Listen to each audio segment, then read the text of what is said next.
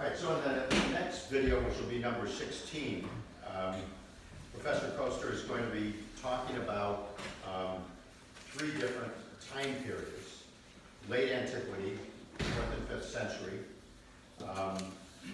which was a really good time for Christians. So this would be when Constantine took over, and all of a sudden Christianity was the state religion, where we as Christians had been persecuted before that. Then he's going to talk about the late antiquity, the Middle Ages, which were 7th to 10th centuries, which was a time of threat. And this is when essentially had, after Constantine, and you now had threats to Christianity from various things. So this would be from the Vikings to the north. You have the Magyars, which were the Hungarians, to the east, and the Muslims, which would be from Spain and North Africa. And then he gets into the 7th to 10th century, and this would be where we had some time for serious reform. And he talks a lot about a particular French abbot named Adso, and a bunch of discussions with him. And then we get into the Holy Roman Empire, okay, which is different from the Roman Empire that we had during Jesus' time. And you might remember from your old history classes, and I had to go look this up, but it existed in some form between 962 and 1806, so spanned a long period in time. And this was usually a German emperor who was in charge of the Holy Roman Empire. And what you had was a lot of tension between the emperor and the church, which was ruled by essentially the Pope. So you'd have who's going to be in charge here, the Pope or the Holy Roman Emperor. And then he talks a lot about this individual, Joachim Fiore, which is he's from a part of Italy in the south. And he spends a good deal of time on him. And what's interesting is not only in the video 16, which we're going to be looking at, but next week in video 17, at least half of it is, again, follow-up on Joachim Fiore. So that's kind of interesting. So at least for Professor Koester, he was a very important person as far as Revelation's interpretations go. So let's get into video 16.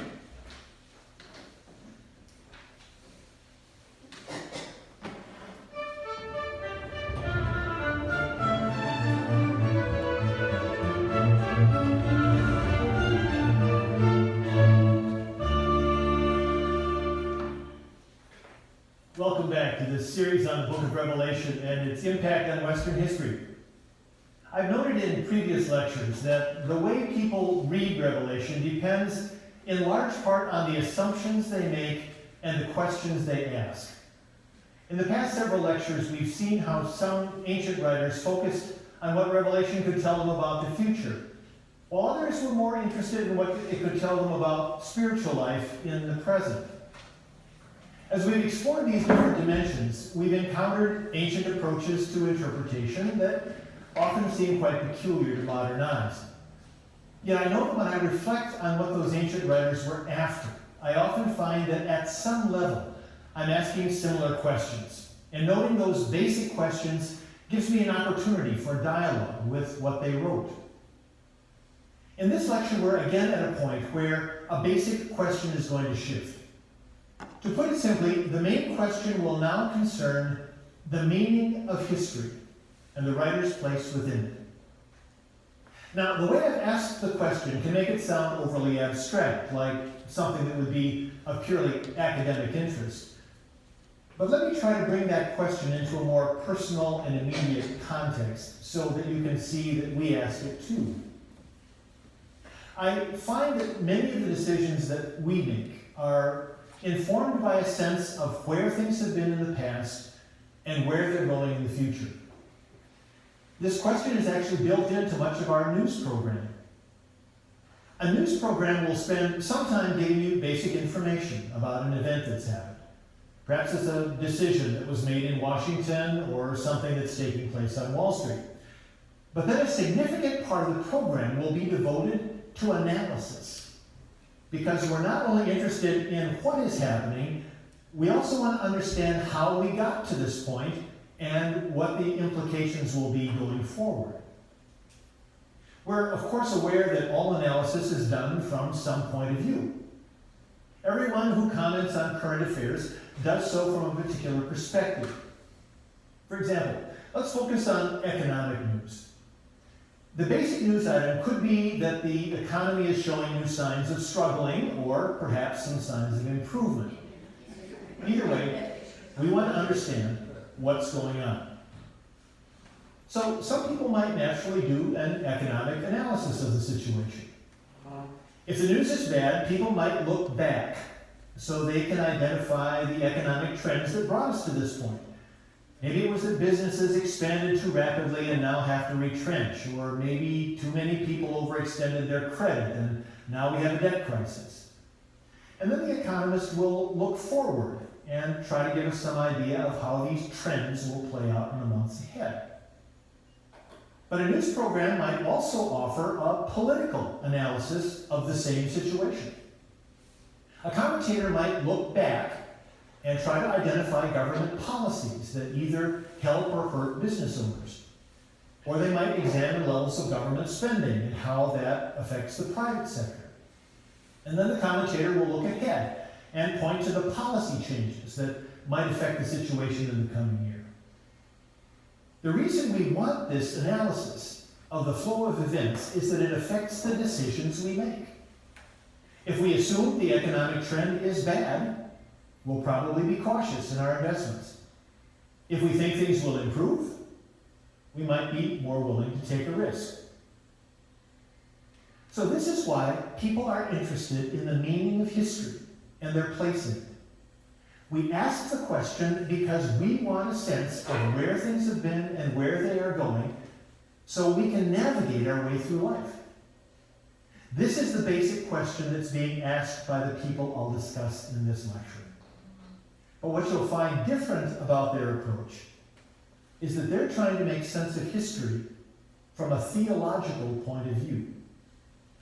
They're trying to interpret the flow of events in light of the purposes of God. And the apocalypse will play a provocative role in this.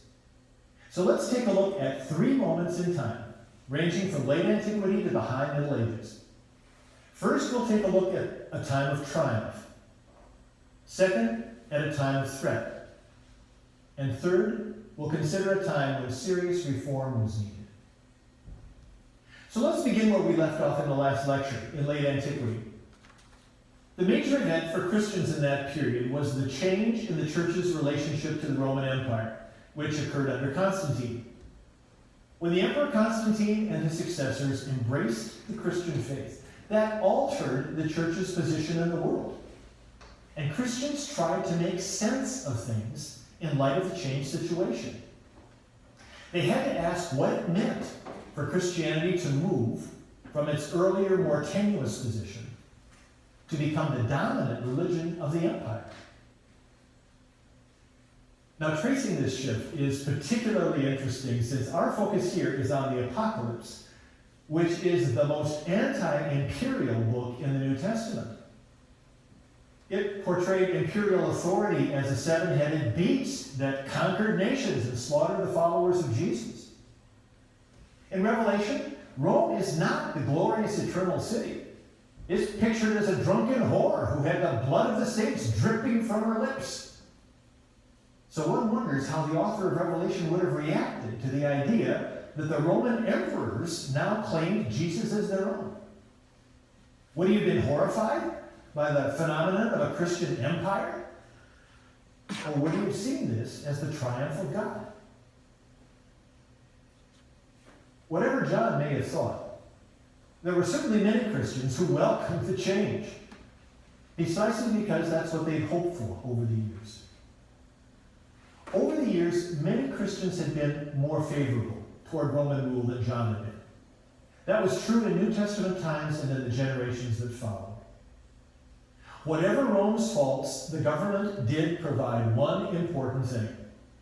The government provided a general sense of stability, and most people thought that stability was far better than chaos. Of course, there were periodic outbursts of conflict between the empire and the church, and these actually intensified in the 3rd century. They culminated in the early 4th century with the violence under Diocletian. That was the persecution that led to the death of Victorinus, whom we met in the last lecture. But after the conversion of Constantine, the empire not only offered stability, but protection for the church. So how are people supposed to make sense of this? Especially if the apocalypse informed their thinking. In the last lecture, we found one approach in Tychonius and Augustine. They concluded that the church was already in the millennial age, and that people entered this spiritual kingdom through baptism. But they also recognized that at the present time there was an ongoing spiritual conflict, and that God needed to keep the forces of evil in check through his work among the faithful. What's important to note is that they did not have a progressive view of history. They didn't think that things were going to improve gradually until the world finally became the kingdom of God. They thought the spiritual struggle would continue in its present form until God defeated evil at the end of the age. They valued the protection and the stability that the Christian empire provided, but they also refrained from equating the visible structures of the empire with those of the kingdom of God. For them, the reign of Christ was spiritual, not political in the ordinary sense. Now, others in this period saw things differently. They were more ready to celebrate the formation of a Christian empire as a major step in God's design for the world. Historians have observed this in Christian art from the 5th century onward. Some of the most important motifs in the artwork are taken from the heavenly throne room scenes of Revelation, since those lent themselves to celebrating the reign of Christ in a suitably royal fashion. You remember that Revelation pictured the heavenly throne where God and the Lamb were present.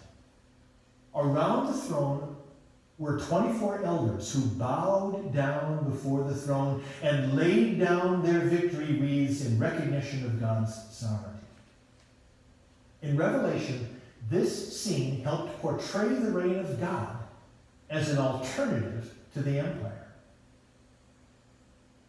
But when the ancient artists get a hold of the scene, they transform it to show God and the Lamb receiving the loyalty of the leading citizens of the empire. In the typical artistic renderings, the elders no longer bow down. Rather, they stand upright and hold out their victory wreaths and other gifts to the Lamb, as loyal citizens of the empire were to do for the emperor. Rather than critiquing the exalted claims of the empire, as in Revelation, these images are now adapted so they show the unity of the Lamb and the empire's leading citizens. Other artists combine the motifs of Revelation's Lamb with the traditional Roman triumphal arch. In classical Rome, the emperors sometimes built grand outdoor archways to commemorate their military victories. In the 1st century, for example, the Emperor Titus built an arch that was decorated with pictures of the spoils he'd taken when he destroyed the Jerusalem temple. Other emperors also built their own arches, and this included Constantine. He created one with a large central arch and a smaller arch on each side. It's one of the most impressive monuments in Rome. Interestingly, much of the artwork was reused from earlier imperial monuments. The older scenes of military victory and the emperor taking part in public life were simply incorporated into Constantine's monument. Apparently, Constantine thought that he had much in common with his predecessors. In time, the form of a triumphal arch was integrated into the architecture of Roman churches. For example, the interior of the Church of Saints Cosma and Damiano has a large triumphal style arch in the front and smaller arches along the side. At the top of the main arch, you see the Lamb from Revelation, who has God's mysterious sealed scroll before him. He's flanked by the 7 lampstands that Revelation uses to symbolize the churches. And nearby are 4 angels and 2 creatures that stand on heaven's crystal sea. The archway helps make sense of a time that now celebrates the victory of the Lamb who reigns in glory over the entire imperial world. Now, if we move ahead to our next major time period, we find ourselves in the early Middle Ages. Here we get a different perspective. Rather than celebrating the triumph of the Christian empire, we'll see how Revelation helped to address the threats that had arisen against it. When we move to the 7th, 8th, and 9th centuries, we find that the seemingly victorious empire had become fragmented. The territories that had once belonged to a single empire were now divided up. Some of the eastern regions were now the Byzantine or Greek Christian Empire, which was centered at Constantinople. Other parts of the East and all of North Africa were part of the Islamic Empire. In the West were the Latin-speaking Christians. They were governed by Western kings like Charlemagne, who had been king of the Franks and then formed what was considered a renewed Roman Empire. But the unity that Charlemagne created in the early 9th century had collapsed in the 10th. And this loss of central authority meant that various warlords were left to pursue their own interests without any effective control by the state. External threats made matters even worse. From the north, there were the Vikings, who invaded and plundered European communities with deadly efficiency. In the east, there were the Magyars, who were another tribal people that expanded their influence by raiding and looting. And from the south, there were the Muslim forces, who already controlled Spain and now made incursions into Sicily and Italy. So what did it all mean? And where was it all going? One person who asked that question was Gerberga of Saxony. She was an aristocratic woman who lived during the chaos of the mid-10th century. And the person who responded to Gerberga was the abbot of a French monastery, whose name was Adso. He wrote her a letter that became extremely popular in the Middle Ages and was called The Origin and Time of the Antichrist. In this letter, Adso recast a number of older apocalyptic traditions so that he could help people understand where history was going. And this included both a word of warning and a word of encouragement. Let's begin with the bad news first.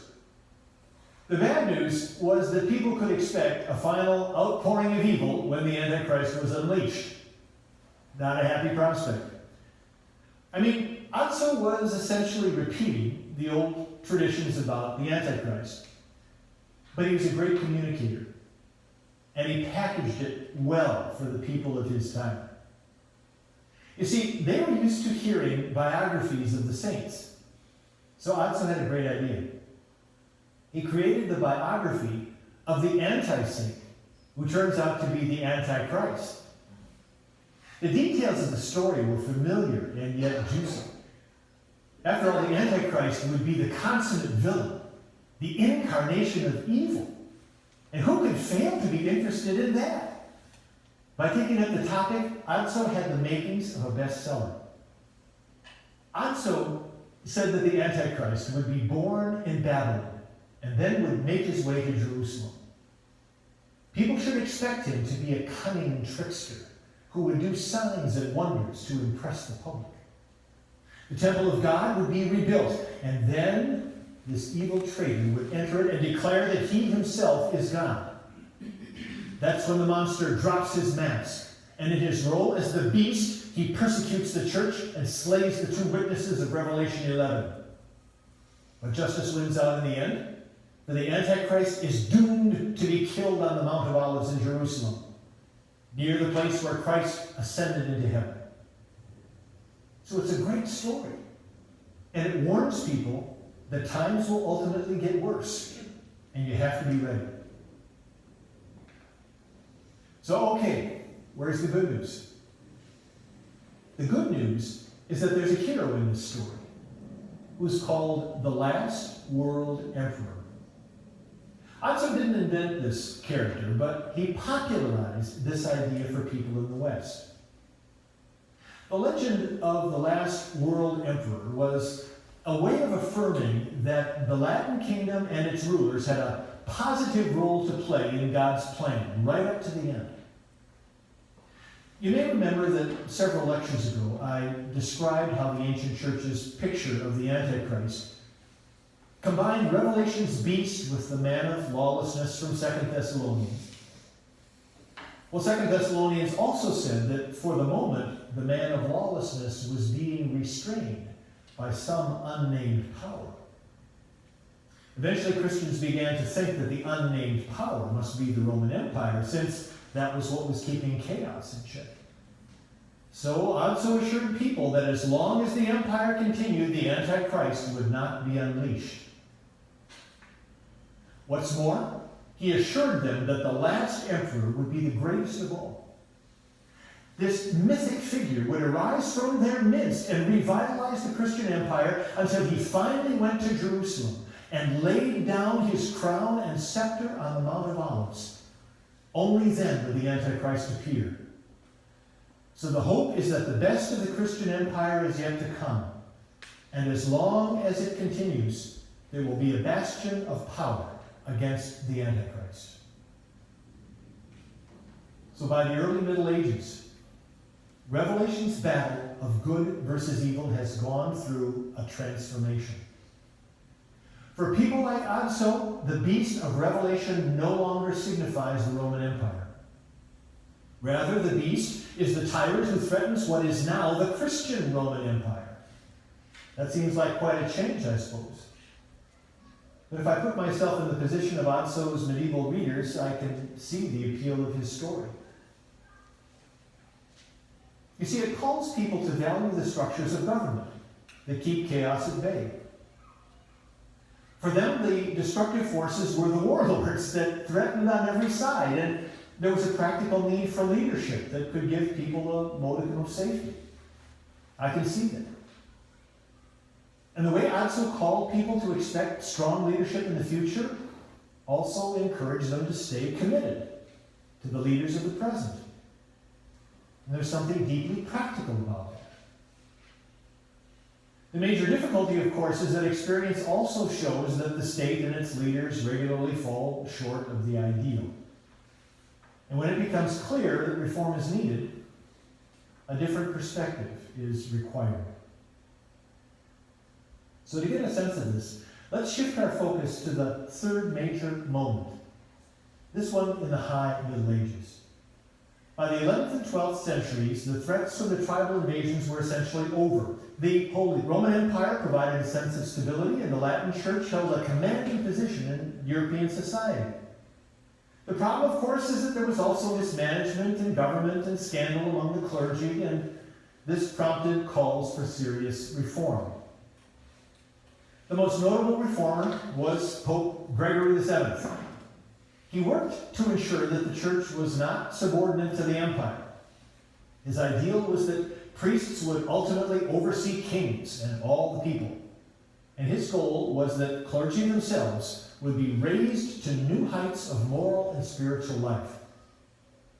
As he encountered resistance to his plans, he remarked that the nearer things got to the day of the Antichrist, the harder evil fought against the Christian faith.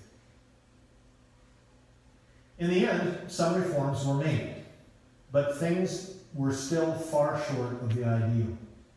And this only increased the tension between the church's high spiritual ideals and the realities of its existence on earth.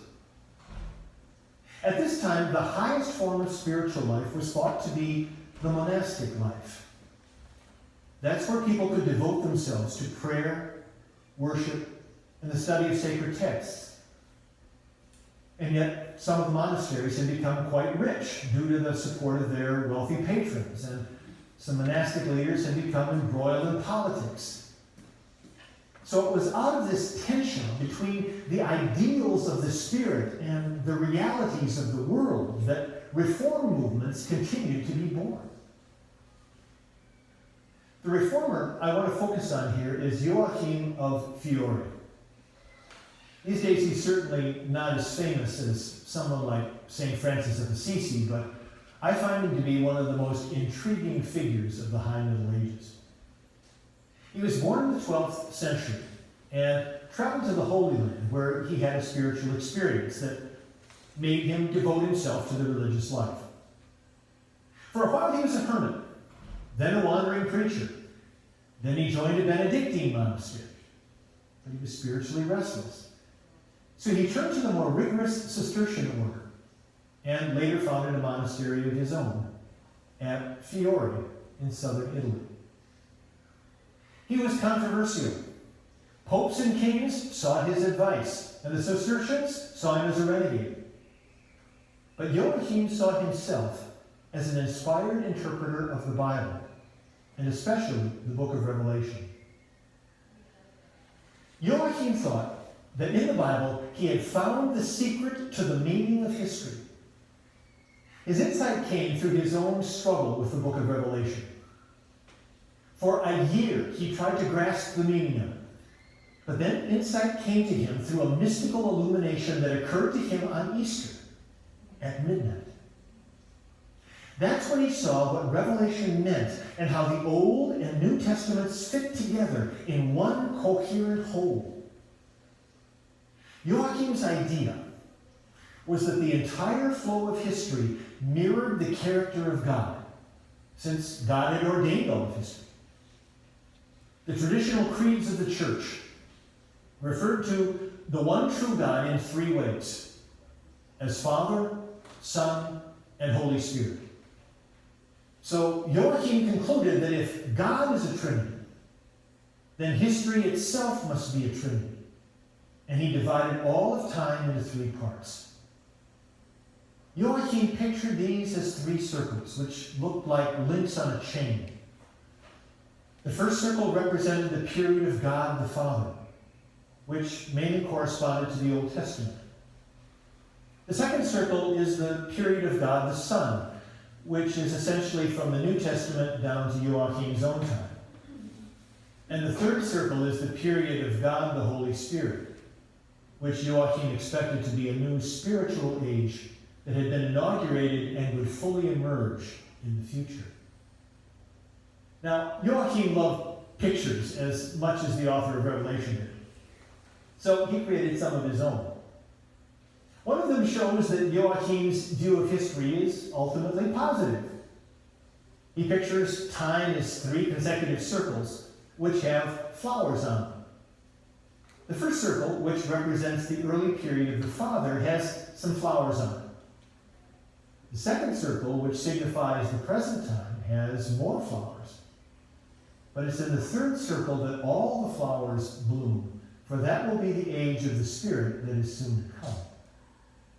It's helpful to recall that for Augustine, history was not a progressive movement into a new age. But for Joachim, it was. That's why he could call for reform and renewed spiritual discipline. He thought that time itself was moving toward the spiritual age. So if people were going to conform to the flow of history, which for Joachim was ultimately God's history, they should conform to the spiritual ideals now. That would prepare them for the age that was soon to come. Along with this progressive view of history, Joachim had a profound sense that the turn of the ages would involve an intensified struggle with evil. Joachim thought that time consisted of three main periods, but he also thought that within each period there were 7 parts, just like the 7 heads of the great red dragon in Revelation. He thought that each of the dragon's heads symbolized the threats the church had experienced over time. The first head of the dragon was Herod the Great, who wanted to slay the infant Jesus. The second head was Nero, who persecuted the church a generation later. The third head was the Emperor of Constantius II, still later, who symbolized heresy. And the fourth head was Muhammad and the conflict with Islam. This symbolic interpretation continues until we reach the 6th head, which is equated with the Muslim warrior Salah ad-Din, who had recently defeated the Latin Crusaders in the Holy Land. And this means that it's soon time for the 7th head, who will be the Antichrist himself. Joachim thought that the Antichrist would come from the west, but would ally himself with Salah ad-Din or one of his successors, and this would lead to persecution until the Antichrist's defeat and the dawning of a new age. An interesting side note is that Richard the Lionhearted stopped by to see Joachim on his way to the Crusades. And Joachim told Richard that he thought the Antichrist had already been born and was currently at work in the world. I wouldn't imagine that gave Richard a great deal of comfort in his plans to attack Salah ad-Din's stronghold. But in any case, Joachim thought the defeat of one Antichrist would bring a temporary age of peace before one more Antichrist showed up after that. That's the one that's symbolized by the red dragon's tail.